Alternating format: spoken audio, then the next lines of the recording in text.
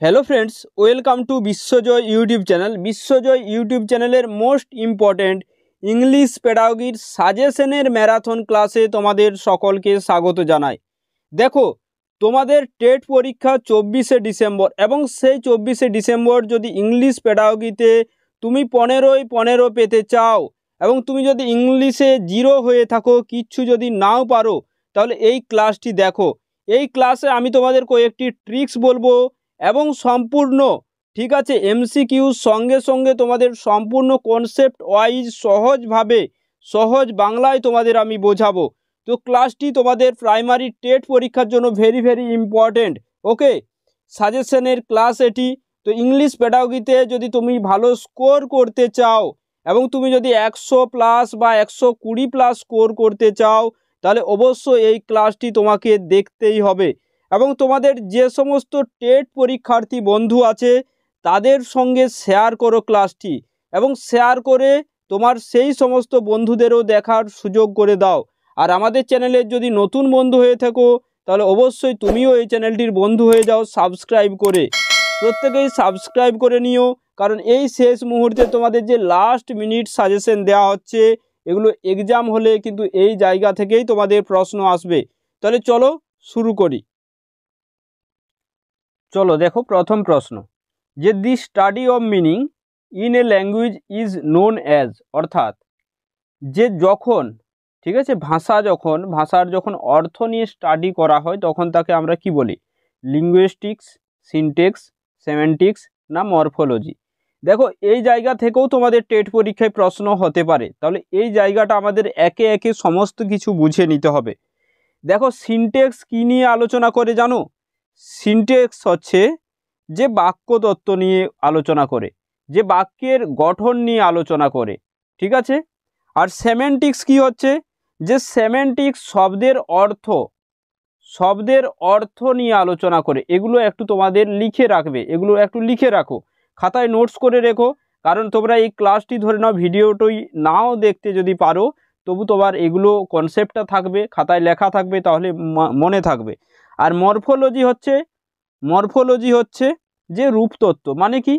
ধরে নাও একটা শব্দ ঠিক আছে, শব্দের যে অবিভাজ্য অংশটা, ধরে নাও তুমি বললে আমি কাজটা করি, তো এই যে করি, এই যে দেখো এখানে কি আছে? কর প্লাস ই আছে, এটা নিয়ে আলোচনা করে মরফোলজি।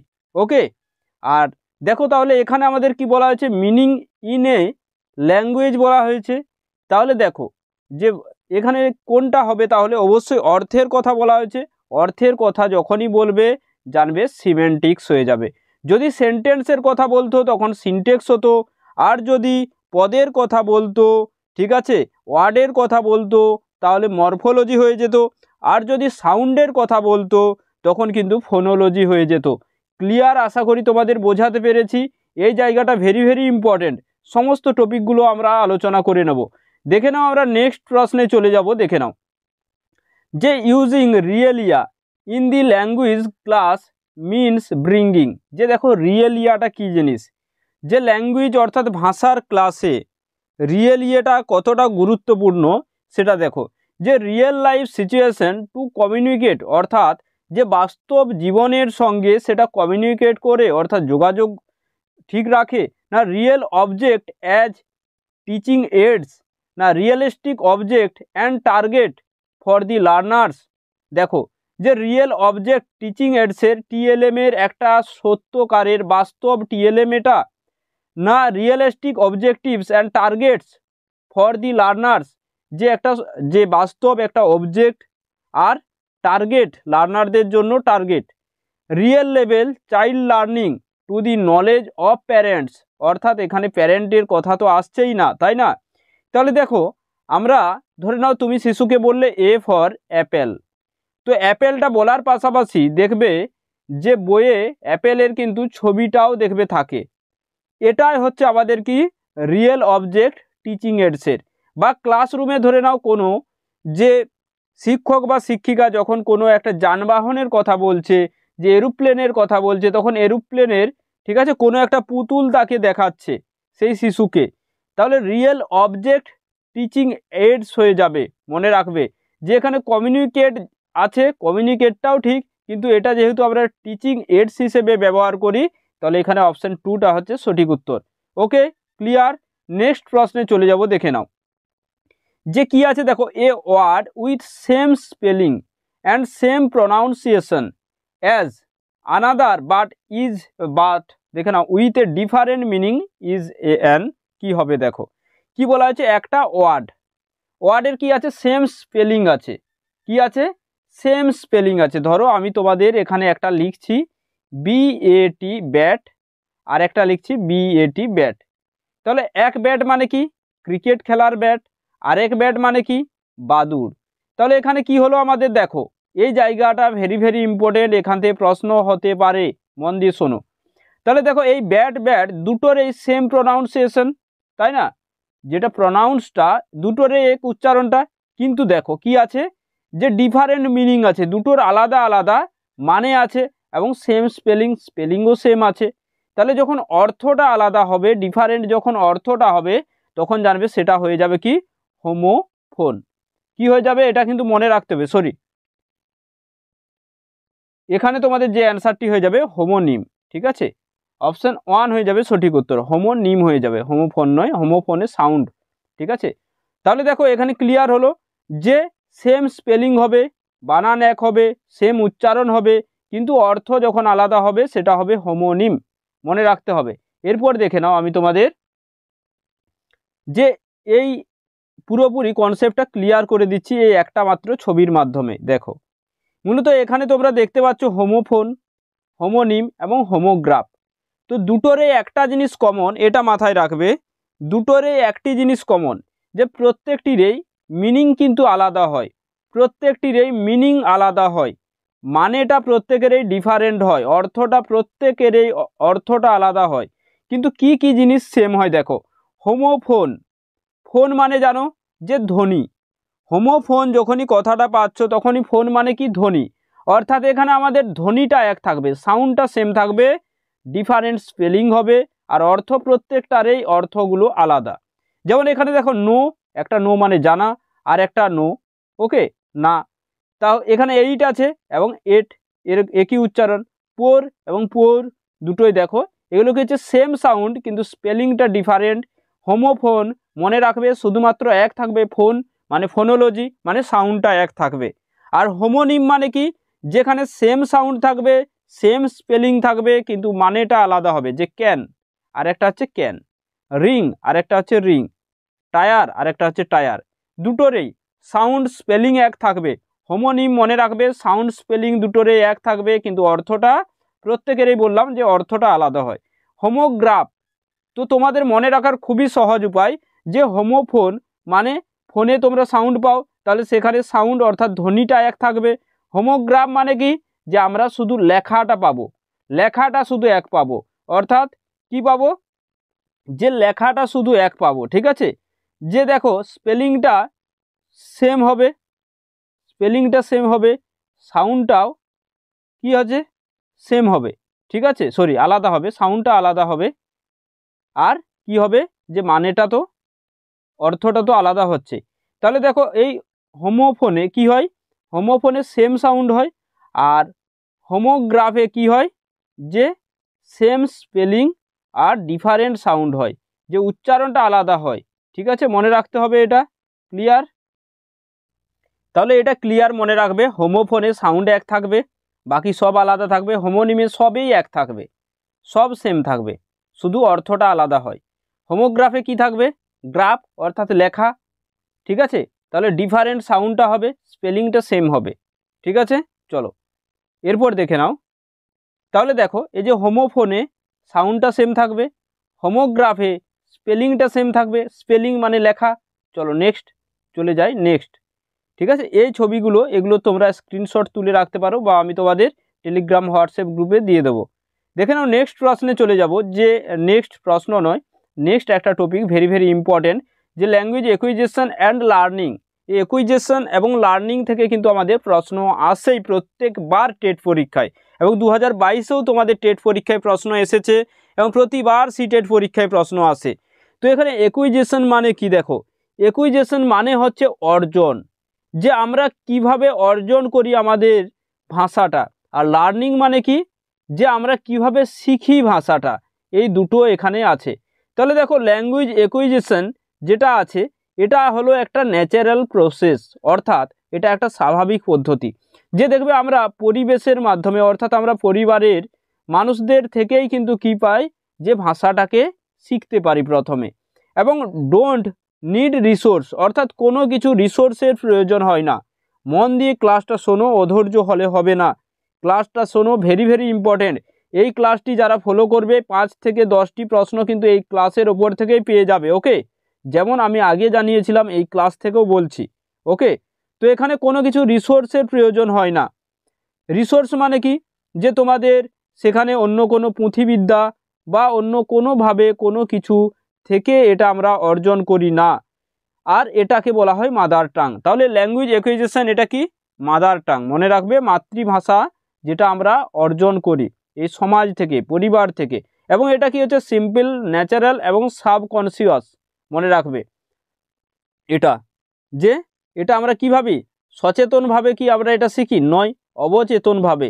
ঠিক আছে, যে কখনই কথা বলতে বলতে প্রথমে দেখবে শিশুরা কান্নাকাটি করে, তারপরে কিছুটা মা বা কিছুটা টা টি এরকম শব্দ উচ্চারণ করতে পারে, তারপরে ধীরে ধীরে কথা শিখে যায়। তো এগুলো একটা প্রকৃত পদ্ধতিতে এবং অবচেতনভাবে ল্যাঙ্গুয়েজ আমরা অ্যাকুয়ার্ড করি।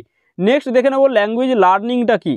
দেখো ল্যাঙ্গুয়েজ লার্নিং কি, এটা হচ্ছে সিস্টেমেটিক প্রসেস, যেটা আমরা ক্লাসরুমে শিখি।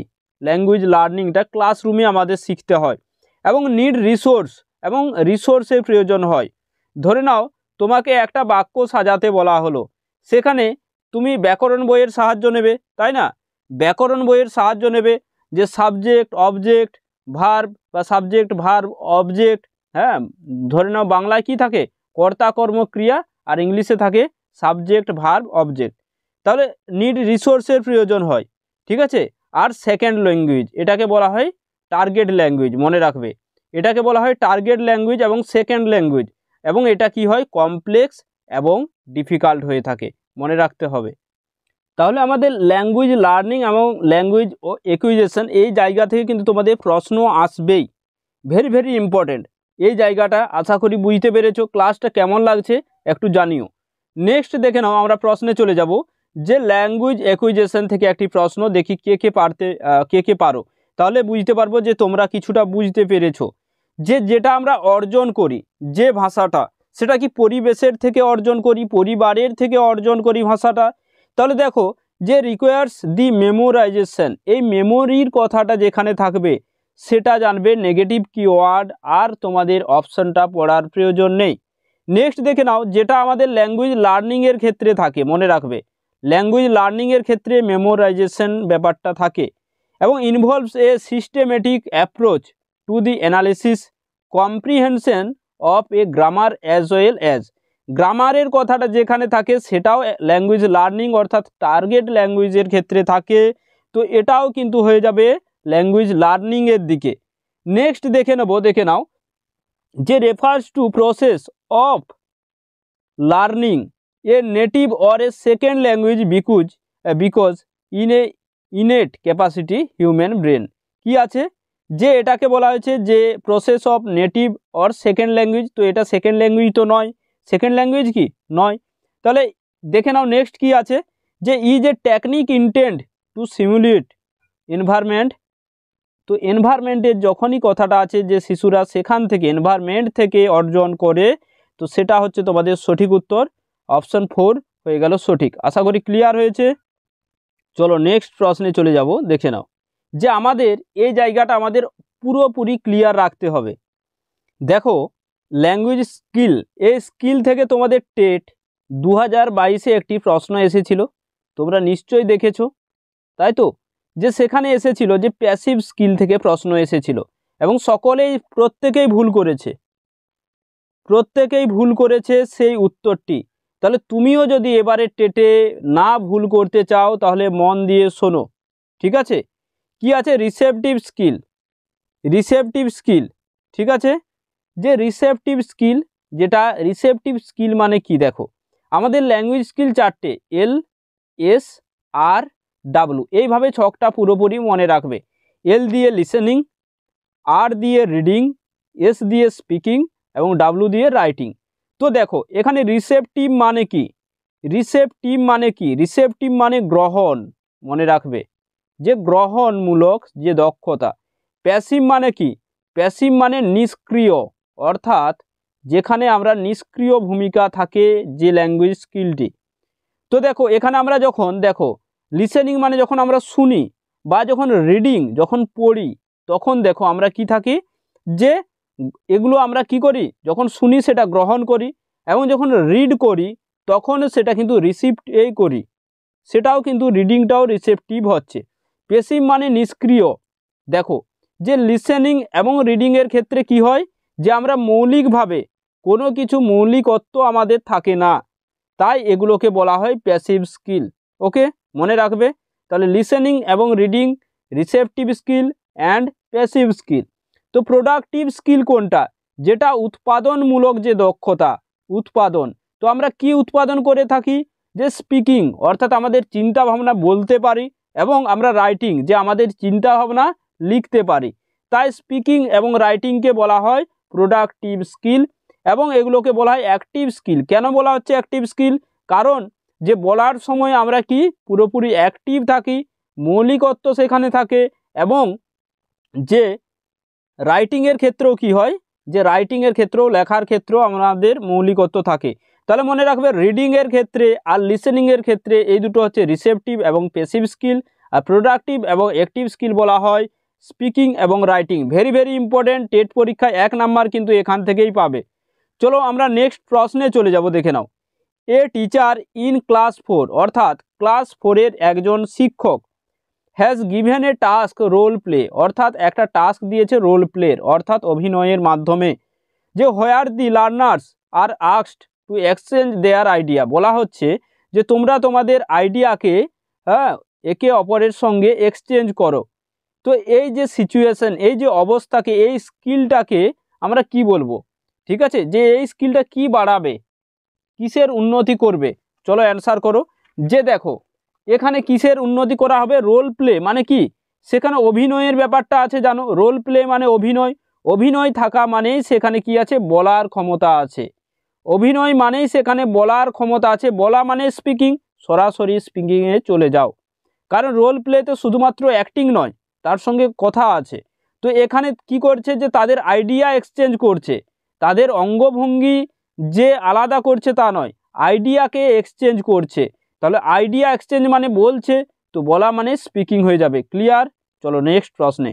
যে দেখো টাইপস অফ রিডিং, অর্থাৎ যে পঠনের যে বিভিন্ন পদ্ধতিগুলো আছে তার মধ্যে দেখো একটা আছে যে রিডিং অ্যালাউড বা ওরাল রিডিং, যেটা হচ্ছে জোর জোর পড়া, যাকে বলা হয় সরব পাঠ। যে আমি যে এখন যে পাঠটা করছি এটা হচ্ছে সরব পাঠ। এই সরব পাঠ কি হয়, যে সরব পাঠে বেশি সময় লাগে, দীর্ঘ সময় লাগে, ঠিক আছে। আর সাইলেন্ট রিডিং কি হয়, নীরব পাঠ, নীরব পাঠ, নীরব পাঠে কম সময় লাগে, ঠিক আছে, নীরব পাঠে কম সময় লাগে, এই দুটো মনে রাখবে। নেক্সট যেটা আছে very very important, intensive reading এবং এক্সটেন্সিভ রিডিং। মন দিয়ে শোনো, ঠিক আছে, অধৈর্য হলে হবে না, ক্লাসগুলোর ক্ষেত্রে অনেক কিছু শেখার আছে, এই ক্লাস থেকে অনেক কিছু বোঝার আছে। ইন্টেন্সিভ রিডিংটা কি, ভেরি ভেরি ইম্পর্টেন্ট। যে ইন্টেন্সিভ রিডিং আমরা কখন এই রিডটা করে থাকি, যখন আমরা কোনো কিছু ডিটেলসে পড়ি। ধরে নাও কোনো কিছু তুমি তোমার পাঠ্য বইয়ের যে কোনো একটা টপিক পড়ছো, সেই টপিকটা আমরা ডিটেলসে পড়তে হয় এবং সেটা ভালোভাবে বুঝতে হয়, ভালোভাবে অর্থ জানতে হবে ইন্টেন্সিভ রিডিংয়ে, এবং ইন্টেন্সিভ রিডিংটি হয়ে থাকে ক্লাসরুমের ভেতর, মনে রাখবে। তো ভেরি ভেরি ইম্পর্টেন্ট, যে ডিটেলসে রিড করতে হয় এবং আন্ডারস্ট্যান্ড করতে হয় ইন্টেন্সিভ রিডিং, ভালোভাবে অর্থ জানতে হয় ইন্টেন্সিভ রিডিং, ক্লাসরুমের রিডিংটা হলো ইন্টেন্সিভ রিডিং। নেক্সট দেখে নাও এক্সটেন্সিভ রিডিংটা কি।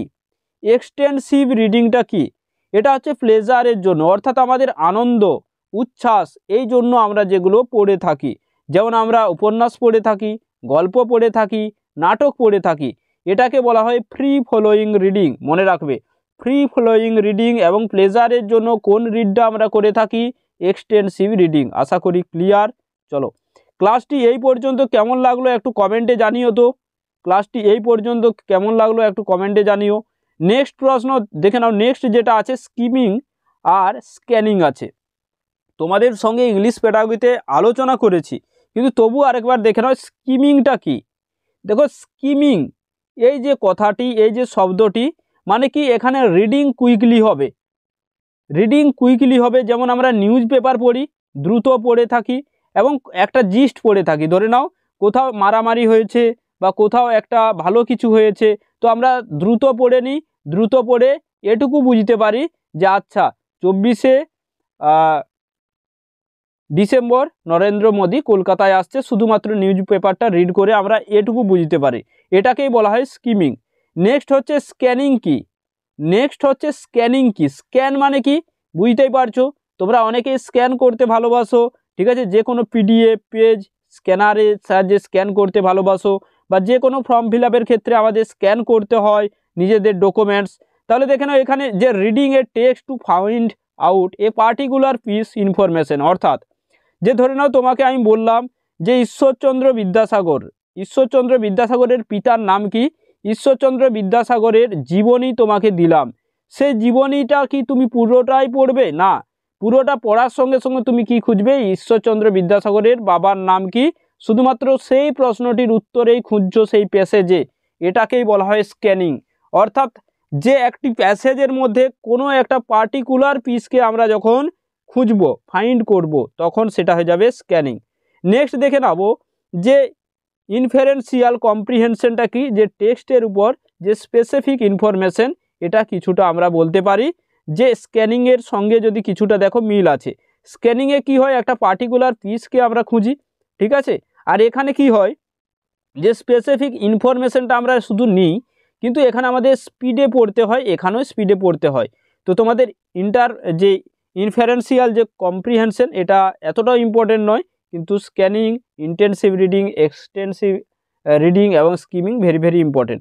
নেক্সট দেখে নাও তাহলে, a teacher introduce a game call spot the word, যে স্ট্যান্ডার্ড ক্লাস ক্লাস 2 এর ক্লাসে এটা বলা হচ্ছে যে student were given a page long story and they had to rapidly circle. কি বলা হচ্ছে দেখো, যে একটা টিচার একটা কি করছে, যে একটা গেম নিয়ে এসেছে, যে একটা আজকে পাঠ দিয়েছে শিশুদেরকে, এবং সেখানে কি বলা আছে যে ওয়ার্ডগুলোকে সার্কেল করতে বলা হয়েছে র্যাপিডলি, ঠিক আছে, সার্কেল করতে বলা হয়েছে। তো এখানে শিক্ষকের দ্বারা তো একটা লং স্টোরিকে এইভাবে গোল করতে, সার্কেল করতে বলা হয়েছে। তাহলে এখানে ল্যাঙ্গুয়েজ স্কিলের কোনটা ডেভেলপ করতে চাইছে শিক্ষক, যে প্রুফ রিডিংটা কি, ধরে নাও কারা প্রুফ রিডিং করে থাকে, যে নিউজ পেপাররা, এডিটাররা কি করে, যখন নিউজ পেপারটা লেখা হয়ে যায়, যে পুরোপুরি প্রুফটা আবার দেখে নেয়, কোথাও বানান ভুল হয়েছে বা কোথাও কোনো মিস্টেক হয়েছে কিনা, বা কোনো একটা উপন্যাস ধরে নাও কোনো একজন ঔপন্যাসিক লিখেছেন, সেটা ছাপানোর আগে একবার রিড করে নেওয়া হয়, ঠিক আছে, কোথাও কোনো ভুল ভ্রান্তি থেকেছে কিনা, সেগুলো হচ্ছে প্রুফ রিডিং। আর স্ক্যানিংটা তোমাদের বললাম, স্ক্যানিংটা তো ইনফারেন্সিংটা বললাম, এখানে তোমাদের তাহলে কোন অ্যান্সারটি হয়ে যাবে, 6 নম্বরে অবশ্যই স্ক্যানিং হয়ে যাবে, ঠিক আছে, স্ক্যানিং হয়ে যাবে, যেটাকে আমরা বললাম স্ক্যানিং। ওকে, যেটাকে আমরা বললাম স্ক্যানিং, যে কি করব, যে প্যাসেজের নির্দিষ্ট জায়গাটা খুঁজবো, এই যে এখানে ওয়ার্ডের যে গেমটা, অর্থাৎ সেই স্ক্যান করে করে সেই ওয়ার্ডগুলোকে, ধরে নাও আমি বললাম যে একটা পাঠ দিলাম, পাঠে বললাম যতগুলো প্রাণী আছে গোল দাগ দাও, তো যতগুলো প্রাণী আছে, তো শিশুটা প্রত্যেকটা এরকম স্পট করছে, তাহলে শুধুমাত্র সেই অংশটাকে খুঁজে এটাকে বলা হয় স্ক্যানিং। চলো নেক্সট প্রশ্নে চলে যাব। নেক্সট প্রশ্ন দেখো, এই জায়গাটা আমাদের একটু বুঝে নিতে হবে যে হোয়াট ইজ ডিসলেক্সিয়াটা কি। দেখো এটা আমাদের হচ্ছে ব্রেন, তো এখানে কি করে বলো, এখানে কি করে, যে মিক্সেস আপ যে ওয়ার্ড এবং সাউন্ড, ঠিক আছে, এবং এখানে কি করে, যে রাইমিং আলফাবেট, এই যে ডিসলেক্সিয়া, মনে রাখবে এই ডিসলেক্সিয়াটা হয় পঠনজনিত অক্ষমতা, ঠিক আছে, এটা মনে রাখবে যে পঠনজনিত অক্ষমতায় হয় ডিসলেক্সিয়া। মনে রাখবে যে mix word, sound, rhyming word, হ্যাঁ, এগুলো পড়তে পারে না, এগুলো হচ্ছে মনে রাখবে পঠনজনিত অক্ষমতা হচ্ছে ডিসলেক্সিয়া। নেক্সট আছে ডিসপ্র্যাক্সিয়া। দেখো ডিসপ্র্যাক্সিয়া শিশুদের মধ্যে কি দেখতে পাবে, যে কোনো কিছু ধরে নাও তুমি ইট সাজাতে দিচ্ছ, সে ঠিকঠাক সাজাতে পারবে না, এদের মধ্যে অস্থিরতা দেখতে পাবে, ঠিক আছে, যে তারা ঠিকঠাকভাবে লিখবে না, এলোমেলো করে দেবে, হ্যাঁ, এবং তারা যে বিভিন্ন জায়গায় গোলমাল সৃষ্টি করতে পারবে, এগুলো জানবে ডিসফ্র্যাক্সিয়া। তো ডিফিকাল্টি স্ট্যাকিং ব্রিক্স, অর্থাৎ তারা এইভাবে সারি সারি করতে পারবে না ইটগুলোকে, এবং হ্যান্ডরাইটিং, হ্যাঁ, ড্রয়িংয়ের ক্ষেত্রে স্ক্রেবেলড, তো এগুলো মনে রাখবে। অ্যাভয়েডিং জয়েনিং, যে সমস্ত শিশুদের সঙ্গে জয়েন করতে অ্যাভয়েড করবে। নেক্সট দেখে নেব ডিসগ্রাফিয়া। তো গ্রাফিয়া মানে জানো লিখন, তাহলে ডিসলেক্সিয়াটা পঠন আর ডিসগ্রাফিয়াটা হচ্ছে লিখন অক্ষমতা।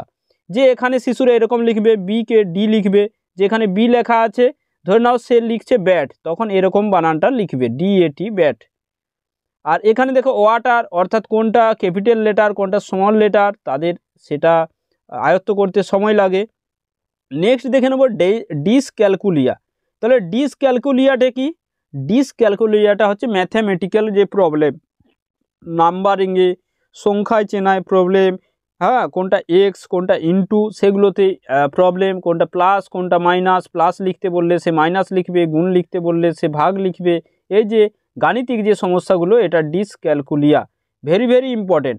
এখান থেকে তোমরা প্রাইমারি টেট পরীক্ষায় একটি প্রশ্ন কিন্তু পাবেই বা দুটো প্রশ্ন। ক্লিয়ার? কেমন লাগছে ক্লাসটা? ভালো লাগছে তো সকলের? চলো নেক্সট প্রশ্নে চলে যাই। দেখে নাও, dash the comprehension is the text of reading a piece of text closely or intensely the purpose of extracting, দেখো, যে specific information from the text. ধরে নাও যে একটা টেক্সটের ওপর থেকে আমরা শুধুমাত্র স্পেসিফিক ইনফরমেশনটা নেব, ঠিক আছে।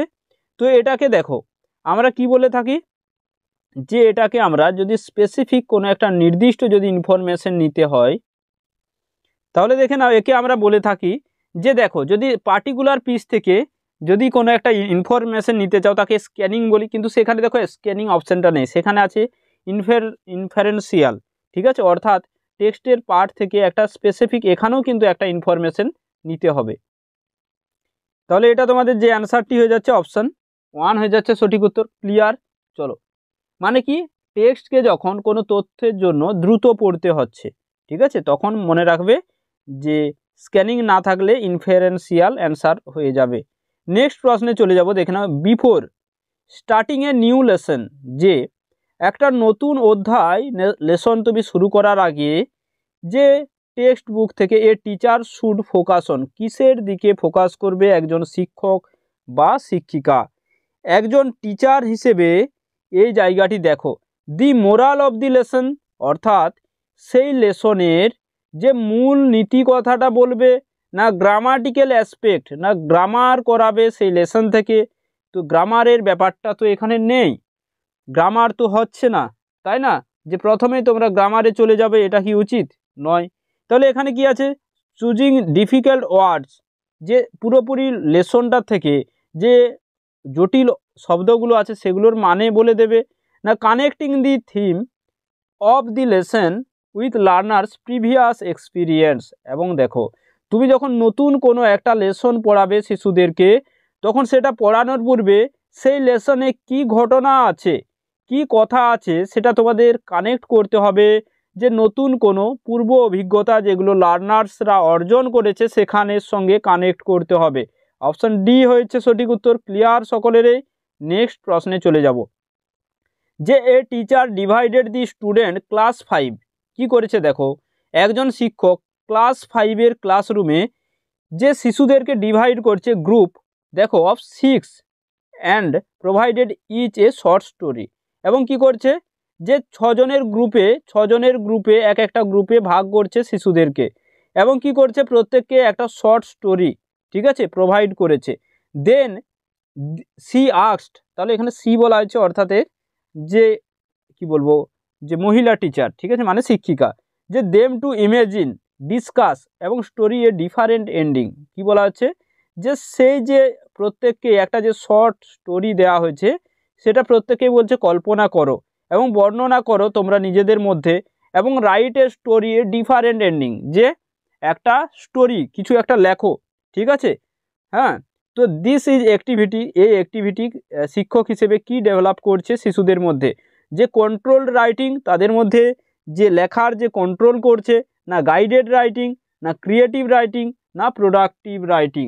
তাহলে এখানে কি করছে, তাহলে এখানে কি করছে, ক্রিয়েটিভ রাইটিং। অর্থাৎ শিশুদের মধ্যে যে থিঙ্কিং, একটা পিয়ার গ্রুপের মধ্যে 6 জনের পিয়ার গ্রুপে ভাগ করে শিশুদের যে থিঙ্কিংটা সেটা বাড়ানোর চেষ্টা করা হচ্ছে, এটাকে বলা হয় ক্রিয়েটিভ রাইটিং।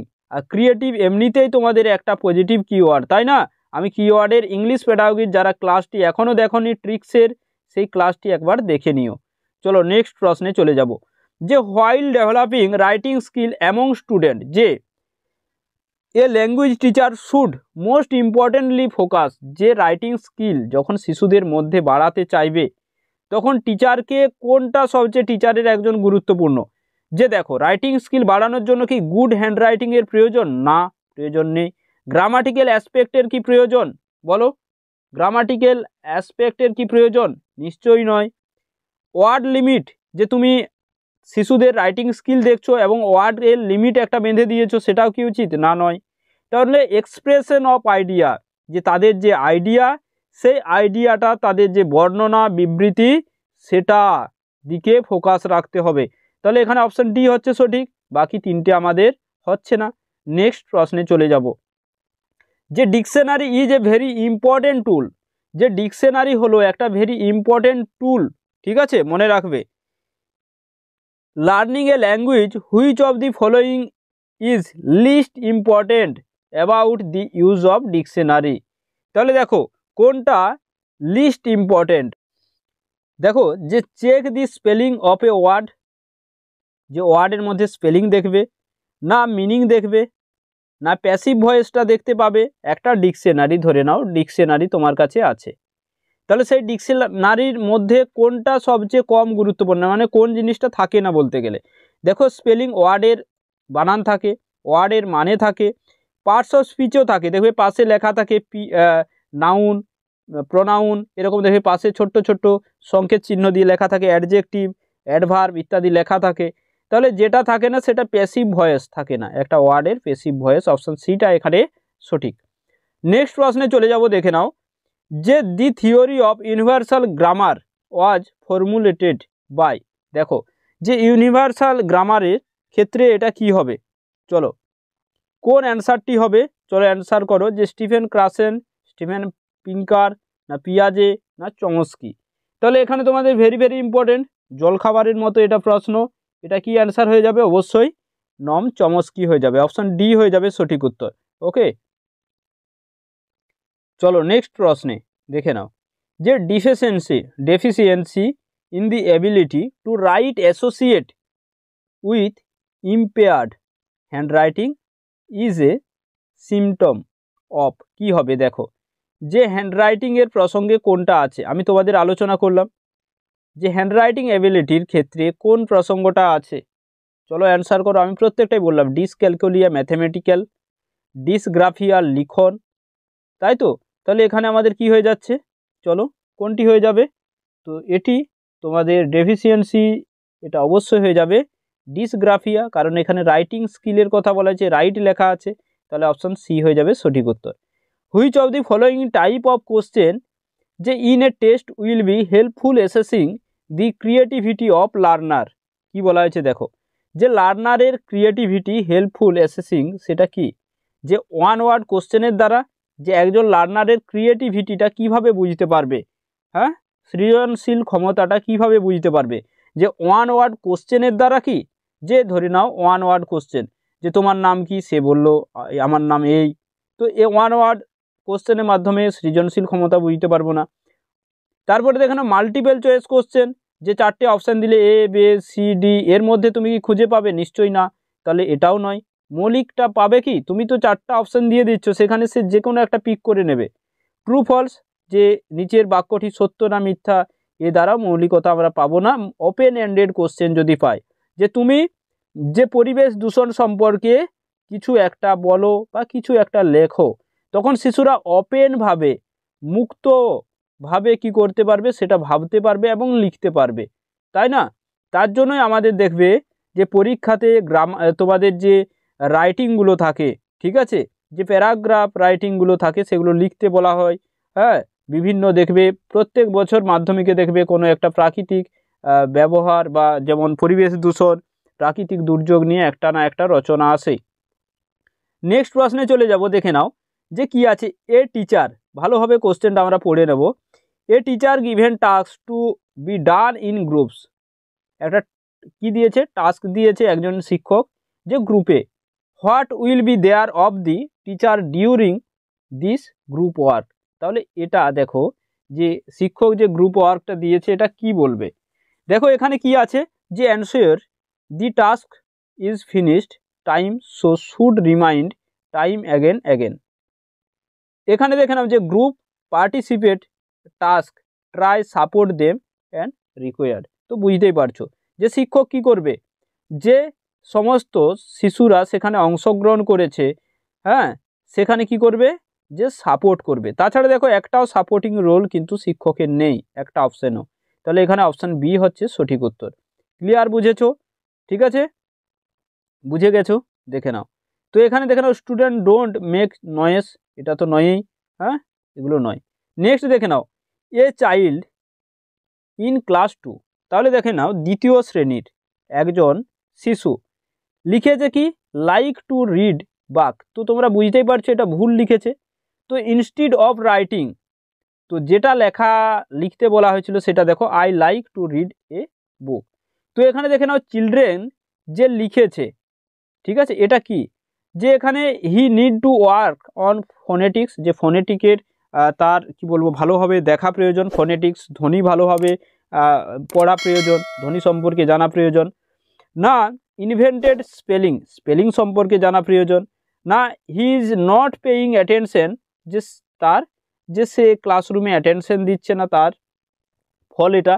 না সেখানে রিমেডিয়াল ক্লাস দেওয়া প্রয়োজন যাতে ইমপ্রুভ করতে পারে স্পেলিংটা, অবশ্যই রিমেডিয়াল। এই রিমেডিয়াল কিওয়ার্ডটা যে অপশানে পেয়ে যাবে চোখ বন্ধ করে সেটা উত্তর করে দিও, সেটাই তোমাদের সঠিক হয়ে যাবে। ক্লিয়ার সকলেরই? হ্যালো মাই ডিয়ার স্টুডেন্ট, কেমন লাগছে ক্লাসটি জানাও। তাহলে এটা রিমেডিয়াল যখনই থাকবে তখনই জানবে সংশোধনীমূলক যে শিক্ষা বা যে অপশানটা থাকবে সেটাই কিন্তু সঠিক হয়ে যায়। নেক্সট প্রশ্নে চলে যাব, যে কন্টিনিউয়াস অ্যান্ড কম্প্রিহেনশন যে এভ্যালুয়েশন তোমাদের টেট পরীক্ষায় একবার এসেছিল, যে সিসিইর পুরো নাম কি। তো এটা মনে রাখবে, কন্টিনিউয়াস কম্প্রিহেনসিভ এভ্যালুয়েশন।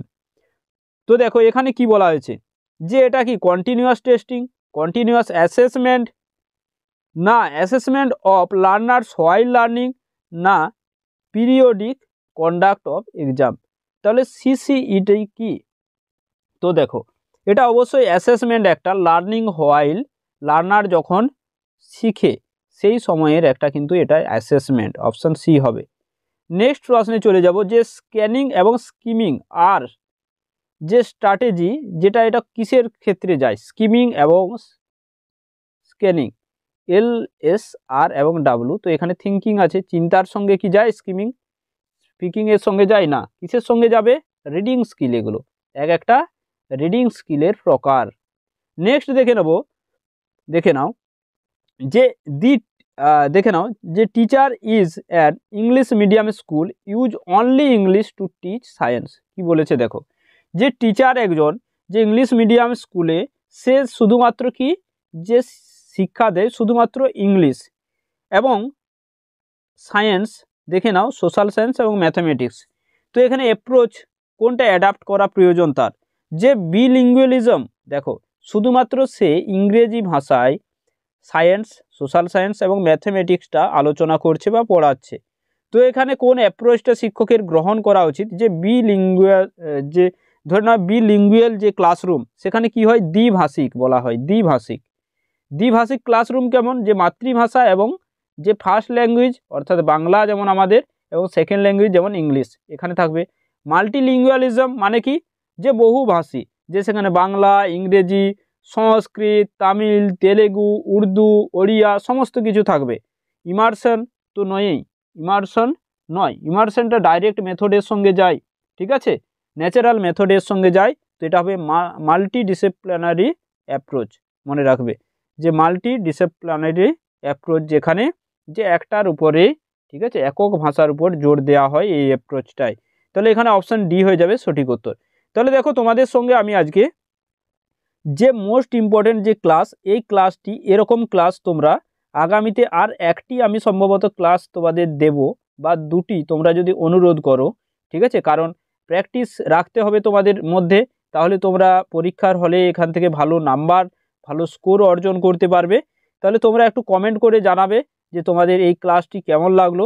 তাহলে অবশ্যই আগামীতে এই ধরনের হাফ তোমাদের এখানে করানো হয়েছে ইংলিশ পেডাগোগির, আর হাফ, ঠিক আছে, আর একটি ক্লাসে সম্ভবত হয়ে যাবে। তো তোমরা ক্লাস আরও কতগুলো চাও সেটা কমেন্টে জানিও, ক্লাসটি কেমন লাগলো জানিও। প্রত্যেকে সুস্থ থেকো, ওকে। আর সকলে একটি কমেন্ট করে দিও, আর যারা এখনও বন্ধুদেরকে শেয়ার করোনি শেয়ার করে তাদের সঙ্গে দেখার সুযোগ করে দাও, এটা অনুরোধ। আর অবশ্যই চ্যানেলে নতুন হলে সাবস্ক্রাইব করে দিও, ওকে। তো তোমাদের এক্সামের জন্য অল দ্য বেস্ট, প্রত্যেকে সুস্থ থেকো এবং সুন্দর হাসি খুশি মনে প্রিপারেশন নাও।